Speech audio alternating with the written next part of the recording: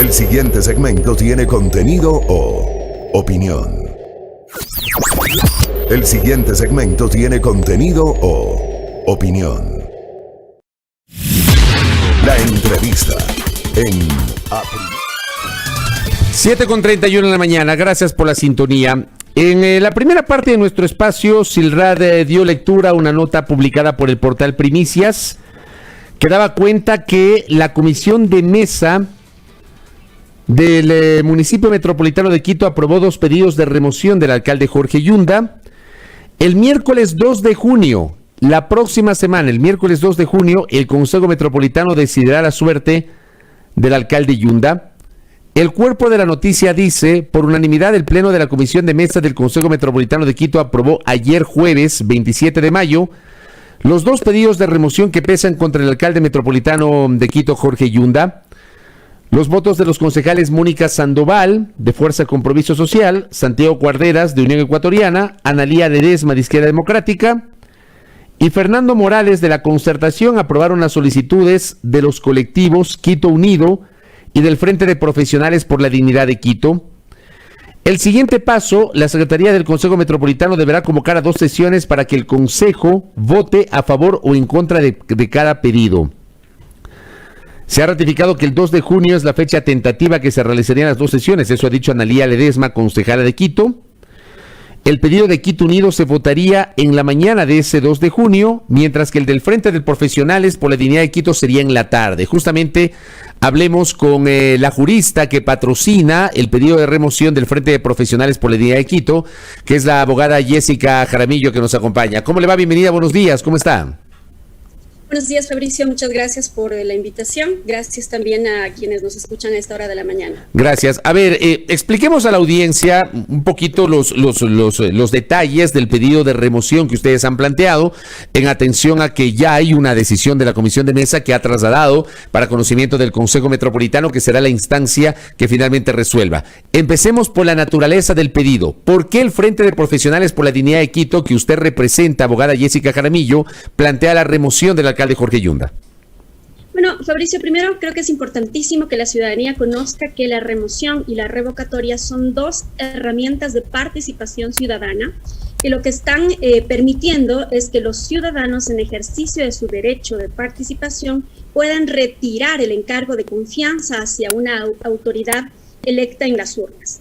Esta remoción es un proceso mucho más administrativo y se ampara principalmente en las causales establecidas en el 333 del COTAP. ¿Cuáles son estas causales y por las cuales el Frente de Profesionales por la Dignidad de Quito entregó una denuncia de remoción amparado en estas causales, pero además anexa 1.200 hojas, es decir, 1.200 documentos referentes precisamente a los incumplimientos? Entre las causales, ¿cuáles están? Despilfarro y mal uso de los recursos públicos, principalmente con 3 contratos.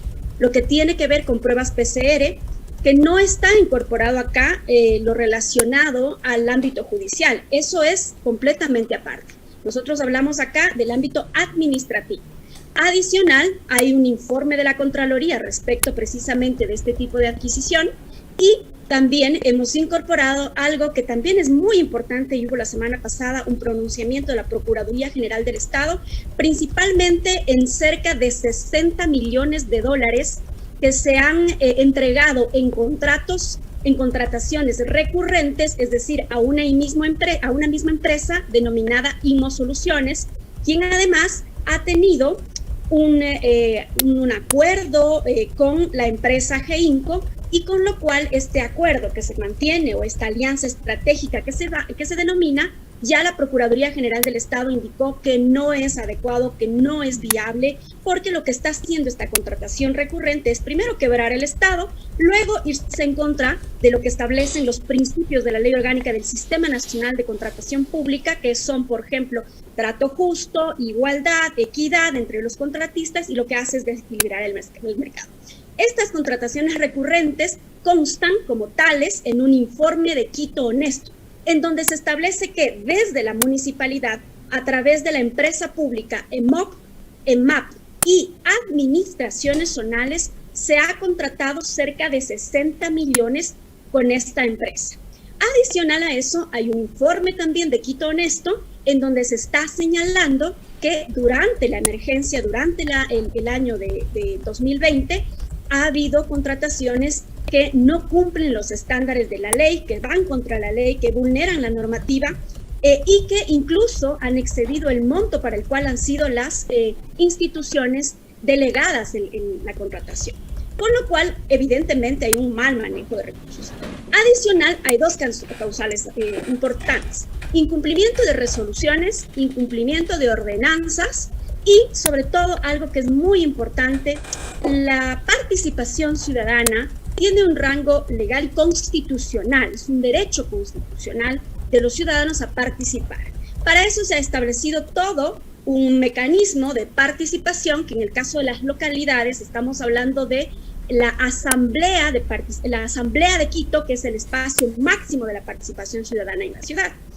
Esta asamblea tiene como facultad y tiene la obligación el alcalde de ponerle en conocimiento al máximo órgano de participación ciudadana precisamente el presupuesto, cómo se ha ejecutado el presupuesto, cómo se han llevado los ingresos y gastos del municipio, mejor dicho, en qué estamos gastando los quiteños y las quiteñas. Esa situación no se ha cumplido, porque se ha convocado a la Asamblea de Quito, pero no se ha entregado informe alguno respecto de los ingresos, los gastos de ejecución presupuestaria y cómo se están gastando los recursos de los quiteños y las quiteñas. Todas estas... Una serie de incumplimientos adicionales que, sumados a esto, suman un total de 17 incumplimientos. 17 incumplimientos en total. En total. Sin embargo, los más importantes los he relatado ya en este momento. Esos 17 incumplimientos son causales de remoción conforme lo que establece el Código de Organización Territorial, Autonomías y Descentralización COTAD. Así es, y hay que hacer una precisión. Específicamente en lo relacionado a el despilfarro, el mal uso de recursos públicos, la ley no dice que debe haber una sentencia ejecutoriada. La ley lo que dice es legal y debidamente comprobado. Y frente a eso ya existen en documentos, informes de órganos, obviamente, de control. Entonces ahí hay unos documentos que son incorporados al proceso y que hacen parte del expediente del proceso, que lleva más de 1000 fojas, ¿no? 1600, casi 2000 fojas ya en ese expediente. Es importante señalar esto porque en el proceso de remoción es un proceso que garantiza dos derechos fundamentales: el derecho al debido proceso y el derecho a la defensa. El acusado tiene toda la facultad y ha tenido un periodo de prueba de 10 días para que pueda entregar sus descargos frente a lo que el Frente de Profesionales le ha dicho: esto está mal. A ver, si usted incumplió, y si dice que no incumplió, entonces demuestre documentadamente cómo cumplió. Eso no lo ha hecho el señor alcalde. El señor alcalde simplemente se ha contentado con remitir como parte de su defensa, supongo yo, una sentencia de la Corte Interamericana de Derechos Humanos respecto del caso Petro versus Colombia, que vale la pena señalar, es una sentencia que nada tiene que ver con el caso del señor Yunda, porque esta sentencia, en el caso de Petro, primero que Petro tiene un liderazgo completamente distinto en Colombia, y lo conocemos bastante bien, quienes sobre todo hemos estado en esta militancia desde el centro hacia la izquierda, no es comparable con el liderazgo de Petro, en primer lugar, y en segundo lugar, el procedimiento que se adoptó para Petro es un procedimiento administrativo en donde la Procuraduría de Colombia hacía de juez y parte, y los pliegos de cargos lo hacía la Procuraduría, pero además sentenció que salga del cargo, la destitución y la inhabilidad de 15 años, con lo cual perjudicaban sus derechos políticos. Entonces el caso no es el mismo, y lo que sí entendemos que ha sucedido es que hay una especie de amedrentamiento, amenaza con repetir o demandar a los concejales que voten por la remoción. Con lo cual yo creo que es importante abrir este espacio político y sobre todo hablar de cómo está conformado el Consejo Metropolitano. El Consejo Metropolitano está conformado por 5 fuerzas políticas: Izquierda Democrática, Creo, Concertación, Unión Ecuatoriana y la Revolución Ciudadana. Y creo que estas 5 fuerzas políticas deben y tienen la obligación de escuchar a los ciudadanos de Quito, que encontramos una ciudad abandonada, una ciudad sin políticas públicas, una ciudad sin control o con controles selectivos. Eso es importante señalarlo. Sin política pública de espacio público, sin política de reinserción o de dignidad para los comerciantes informales, ¿no es cierto? No hay ese tipo de cosas. No hay una planificación que nos diga qué tipo de ciudad vamos a hacer de aquí a 10 años. Un Quito verde, a lo mejor un Quito que empiece con el tratamiento de la basura, la separación en la fuente. Tenemos el problema del Inga, tenemos el metro en ciernes, que es una obra pública que nos está costando una deuda de 30 años a los quiteños y las quiteñas, y que hemos dejado de invertir en otras cosas para invertir en el metro y ahora no sabemos cuándo vamos a poder operar el metro. Yo le pregunto... Entonces, todo esto... sí, perdón que le interrumpa. Yo le pregunto a la abogada Jessica Jaramillo, a propósito de una inquietud que me traslada un oyente. Me dice un oyente, el único juez de cuentas en el sector público es la Contraloría. Si no existe ese pronunciamiento, ¿procedería o no calificar como mal uso de los recursos públicos? Digo, como parte de esas 17 causales que usted ha señalado, hay, por ejemplo, presunción de mala utilización de fondos públicos. Pero si no hay un pronunciamiento de la Contraloría por la vía de una auditoría, de un informe, de un examen especial, etcétera, ¿cabe esto, abogada Jessica Jaramillo?